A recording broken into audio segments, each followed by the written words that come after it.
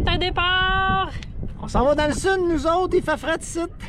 Il annonce 5 demain. C'était pas si pire qu'on est arrivé, mais là, on le sent que le froid commence à rentrer, donc on se sauve. On descend. Miami! Miami! On a demandé l'ouverture du pont. On entend les cloches, pas un train qui s'en vient, là. C'est le pont qui ouvre. Voilà. C'est pour nous.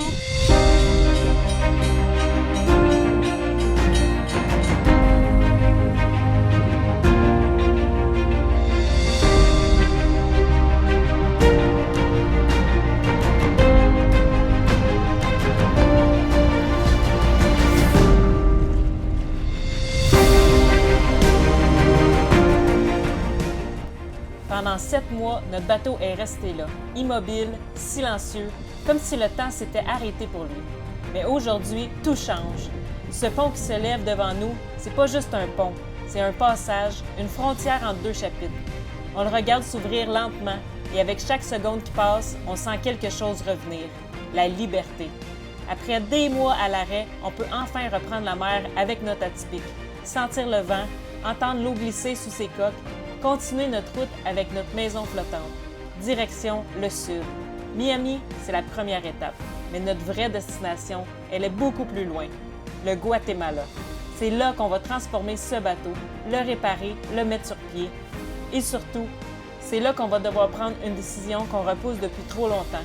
Parce que cette traversée, c'est peut-être pas juste un nouveau départ, c'est peut-être le début de la fin. Il là là! Ça promet! Ouais, il boucane. Il boucane? Il chauffe. Eh, mais merde. Ouais. Ouch! On va se mettre au nuage ici. Bon, ben, on vient juste de partir. On voit encore le pont qu'on vient de faire ouvrir, puis le moteur surchauffe. Notre bon moteur, parce qu'on en a un qui est mieux que l'autre. Ça, c'est celui qui était mieux. Donc, on va se mettre à l'encre d'urgence. Parce qu'il est boucan. Et l'alarme a sonné. On pensait que c'était peut-être un problème électrique, que l'alarme sonnait pour rien, mais non, il surchauffe vraiment.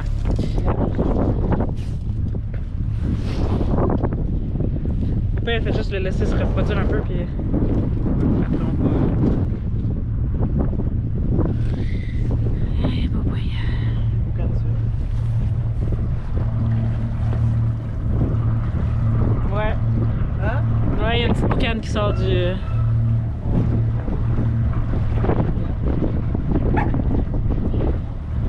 Ça va bien, ça va bien?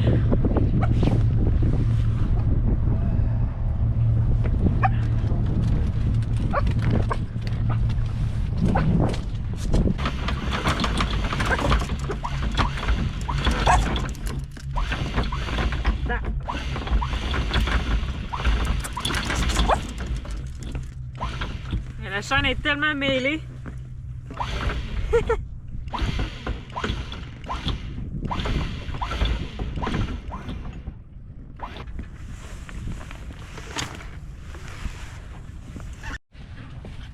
Aïe aïe. Il y en a beaucoup? Ouais. Ça boucane. Ben,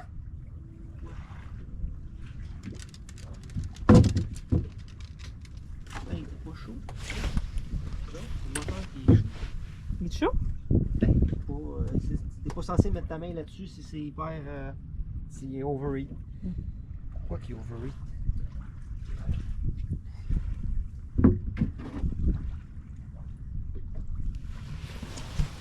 Laissez respirer, on va checker ça. Là, je peux pas rien ouvrir là parce que si j'ouvre le Mais non, capot. je sais.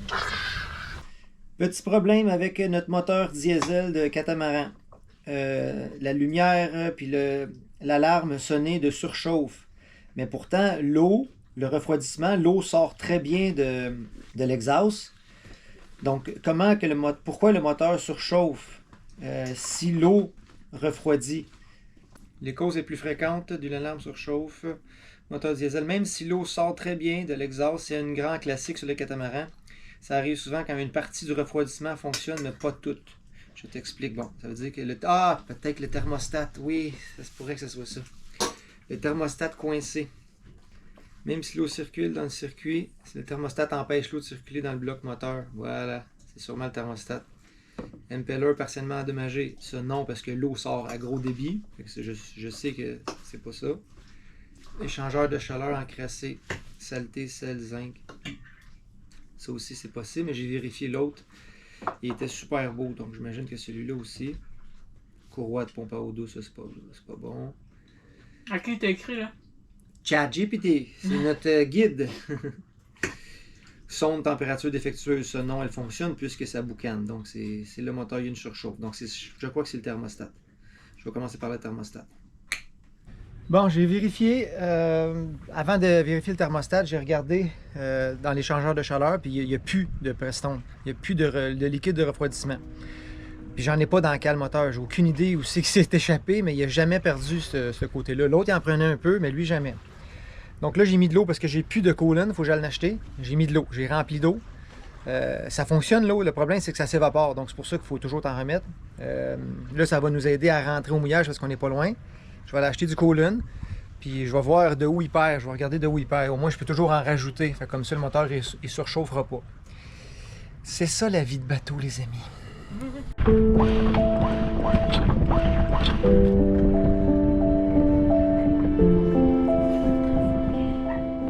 Le début de la fin, comme je disais.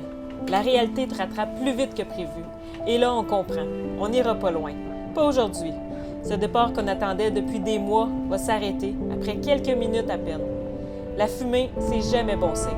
On laisse le moteur refroidir, on remet de l'eau en guise de liquide de refroidissement juste pour être capable de retourner nous mettre en sécurité au mouillage, en essayant de comprendre ce qui vient de se passer. On relève l'ancre. Et là aussi, rien n'est simple. Après 7 mois au même endroit, l'ancre est couverte de bernac. La chaîne est lourde, sale et complètement mêlée. Le bateau a tourné sur lui-même des centaines de fois et tout s'est enroulé.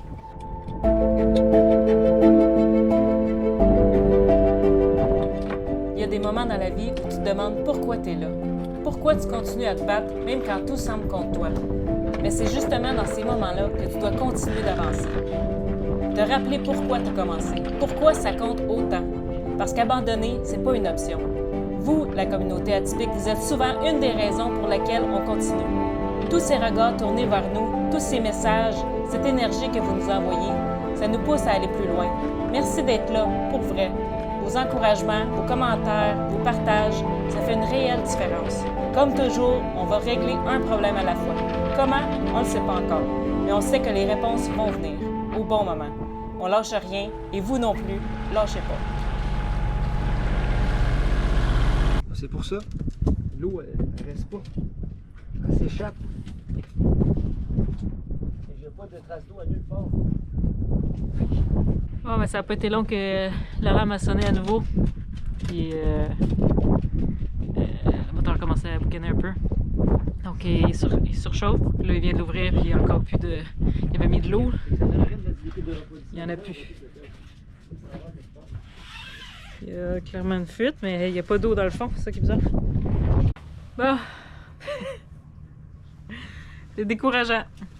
On est presque revenu au pont. Ça fait 3-4 fois qu'on démarre, qu'on arrête, on met l'encre quand le moteur chauffe trop. On attend qu'il refroidisse, on repart. Si on fait une distance de peut-être quoi? 500 mètres? On fait une distance d'à peu près 500 mètres à chaque fois, là. Oh, c'est drôle, mais c'est pas drôle. Notre moteur tribord, lui, son problème, c'était que c'est un problème d'eau. Le Pat l'avait bypassé pour que l'eau puisse rentrer dans le moteur puis le refroidir. Ça, c'était un problème qu'on savait déjà avant qu'on quitte le bateau. Lui, c'était notre pas bon moteur. Notre bon moteur, celui qui nous a amenés jusqu'ici, des Bahamas, c'est celui qui, là, ne fonctionne plus. Ou presque plus. Là, il veut même plus démarrer, là. Donc, on était bien sur le Bali. On était très, très bien sur le Bali. Donc, vous pouvez voir mon côté transatlantique marin sur les océans.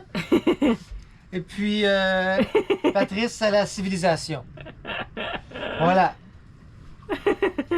Et Patrice bipolaire. Pendant qu'on attend le moteur qui refroidisse. Ah, ben... voilà, on s'amuse. Oui, il boucane un peu. Mais pas comme tantôt, là. Juste un peu. Est-ce qu'on va le faire? On arrive au pont, finalement.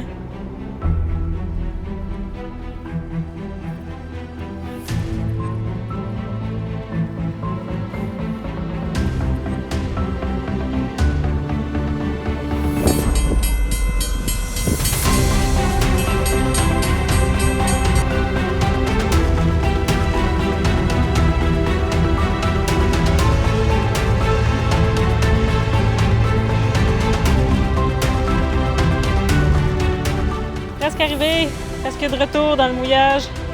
Parce que là, ce qu'on avait fait jusqu'à maintenant, c'est juste mettre l'ancre dans le chenal. Là. On n'était pas dans des mouillages désignés. Puis au moins ici, à Jacksonville, au petit mouillage, on est en sécurité pour investiguer.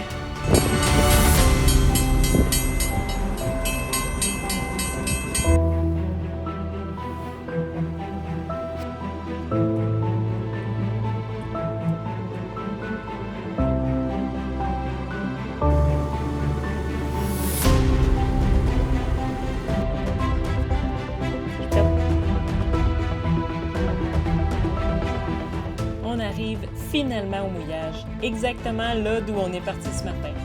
Comme si rien ne s'était passé, mais en même temps, tout a changé. On est en sécurité dans un endroit qu'on connaît, un endroit familier, presque rassurant, un point de repère. Elle est tendue. Ici, on va pouvoir prendre le temps de comprendre, investiguer les moteurs, analyser, se poser les bonnes questions. Les bernaches, ça vient de voir! On dirait même que les bernaches du Canada sont là pour nous souhaiter bon retour, comme un petit clin d'œil. Un rappel que parfois reculer ou revenir au point de départ, c'est pas échouer. C'est juste reprendre son souffle, se recentrer et se préparer à repartir autrement. C'est fou comment on grandit dans cette vie-là parce que j'ai dans une prise de conscience. Avant, j'aurais été stressée dans une situation comme ça. Parce que là, on n'a plus de moteur, tu sais, comment on fait pour se déplacer? On peut juste faire 500 mètres à la fois. Mais cette vie-là m'a enseigné, 1, à lâcher prise, 2, à pas stresser, même si c'est des gros problèmes. Tu sais, pour le bateau, c'est quand même important, les moteurs. Mais je sais pas, ça m'a enseigné cette vie-là à... Genre, je suis zéro stressée, là. Peut-être aussi parce qu'on finit toujours par trouver les solutions. Donc, je sais que la solution va venir. Je sais pas.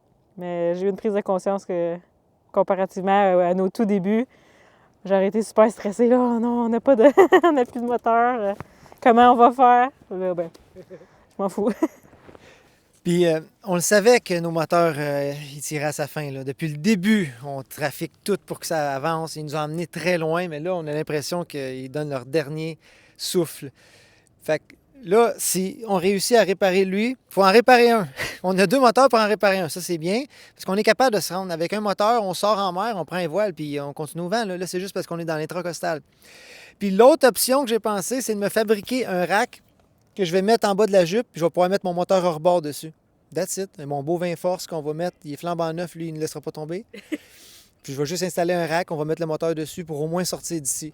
Parce qu'ici, c'est exorbitant les prix. Si on va acheter des moteurs neufs, ça va coûter une fortune. Tandis qu'au Guatemala, on peut les faire refiter pour vraiment un prix dérisoire. C'est ça le plan.